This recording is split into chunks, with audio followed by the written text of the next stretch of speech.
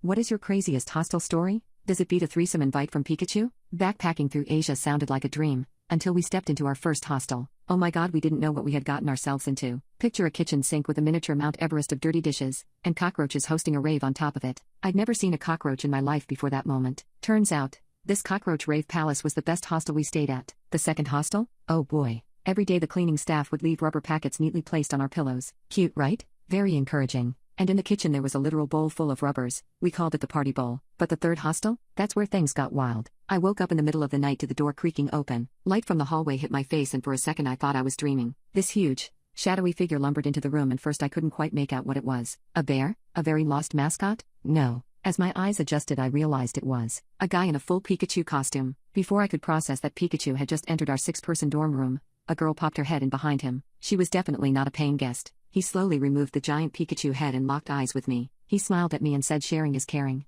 I couldn't help myself and hisses you better not. Guess what he does next? He walks over and hands me his headphones and says, seems like you will need these more than me, unless you want to join? He winked and turned around to his date. I was speechless. Did this just happen? Spoiler alert. Yes it did. And believe it or not this was not the craziest thing that happened to us. 3 days later, my friend woke up to something even more bizarre. A girl was sitting on her bed braiding her hair, like full-on Disney princess style braiding, at 3 a.m., and my friend hadn't asked for this magical makeover session. All of a sudden the cockroaches didn't seem too bad.